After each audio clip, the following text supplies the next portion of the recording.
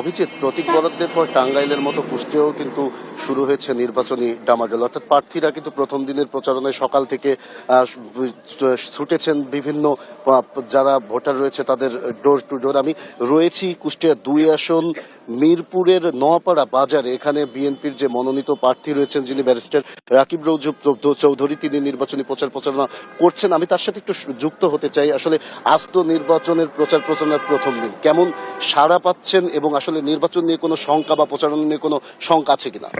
নির্বাচন কমিশনের শিডিউল অনুযায়ী আজকেই নির্বাচনের আনুষ্ঠানিক যে নির্বাচনী প্রচারণা তা শুরু হয়েছে। আমরা এখানে একটি বাজারে নির্বাচনী প্রচারণা শুরু করেছি এবং পাশে একটি মাদ্রাসায় আমরা দোয়া মাহফিলের মাধ্যম দিয়ে আমরা আসলে মূলত এই নির্বাচনী প্রক্রিয়া শুরু করতে যাচ্ছি।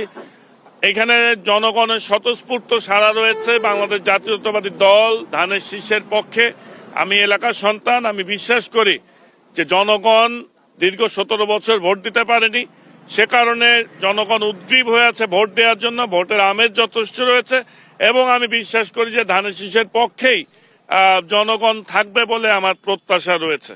যেমনটি শুনছিলেন, আসলে প্রার্থী যেটি বলছিলেন যে আসলে তার জয়ের ব্যাপারে কিন্তু তিনি অনেকটাই নিশ্চিত এবং নির্বাচনী যে প্রথম দিনের যে প্রচারণা এতে কিন্তু কোনো ধরনের কোনো শঙ্কা নেই। আমি একটু জানিয়ে রাখতে চাই অতসী যে কুষ্টিয়ার 4টি আসন রয়েছে, 4টি আসনের মধ্যে কুষ্টিয়া 1 আসনে কিন্তু ত্রিমুখী একটি লড়াইয়ের আভাস মিলছে আমাদের কাছে। এখানে বিএনপি, জামাত এবং স্বতন্ত্র প্রার্থীর মধ্যে লড়াইয়ের আভাস রয়েছে। এছাড়া কুষ্টিয়া 2 এবং 3 আসনে কিন্তু মূল লড়াইটা হবে জামাত এবং বিএনপির মধ্যে। আসলে আমি একটু জানিয়ে রেখেই শেষ করব যে কুষ্টিয়া কিন্তু 25 জন বৈধ যারা প্রার্থী রয়েছে তারা কিন্তু প্রচারণায় অংশগ্রহণ করেছে এবং নির্বাচনী ডামাডোল শুরু হয়েছে। এই ছিল কুষ্টিয়া থেকে আমার কাছে নির্বাচনী প্রচারণার সর্বশেষ খবর। অতসী, আপনাদের দুজনকে ধন্যবাদ জানাচ্ছি। দর্শক, আজ থেকে শুরু হয়েছে নির্বাচনী প্রচারণার খবর জানাতে কুষ্টি এবং টাঙ্গাইল থেকে যুক্ত ছিলেন আমাদের সহকর্মীরা।